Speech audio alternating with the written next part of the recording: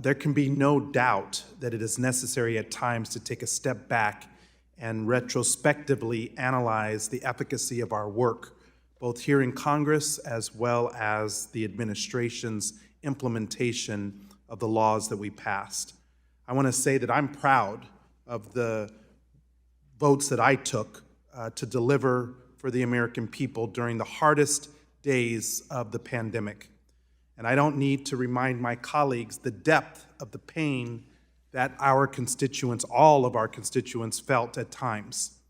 However, despite the challenging circumstances we found ourselves in, we were able to deliver relief to families and to small businesses who were struggling to simply keep their heads above water.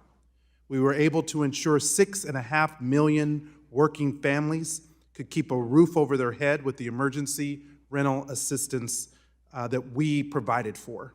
We were able to protect the payrolls of small businesses across the country with the Paycheck Protection Program so that they could keep their doors open and keep approximately 90 million people on the payroll.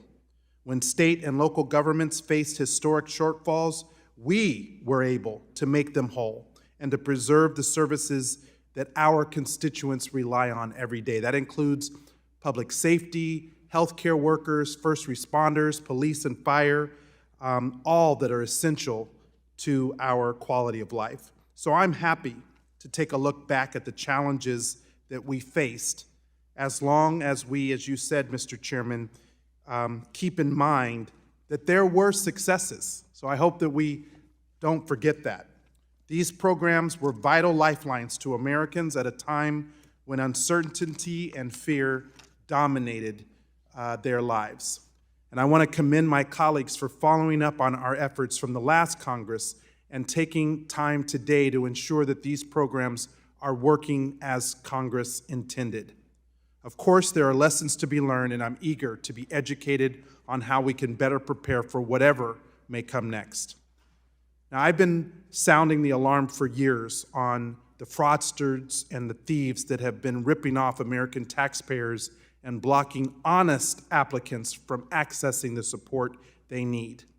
When we saw issues with the unemployment insurance system, I introduced the GUARD Act to guarantee our state unemployment insurance programs can fight back against these literal criminal cartels, most of whom are foreign. No individual should be allowed to take advantage of individuals desperately in need of these emergency benefits. It should be no different in the programs overseen by our witnesses today. These criminals should and will be held accountable. But in order to do so, we must have accurate data on the funds that were dispersed. So, Mr. Delmar, I understand that multiple programs under Treasury's jurisdiction, including the Emergency Rental Assistance Program, have had various reporting and compliance delays that have impeded monitoring and audit activities. Would you please speak to how these delays may inhibit the department's ability to identify and eliminate fraud? Generally speaking, Congressman, a lot of the problem was delays by the department in setting up how the programs were actually going to be operated and putting together the guidance so that people who were applying had a clear idea of what was eligible and what was not. The combination of delays in standing up the program, having the guidance, and being able to get the reports input just means that you have less of a thorough view of what's going on. And anytime there's a lack of guidance, the opportunities for ineligibles to get benefited increases. Okay.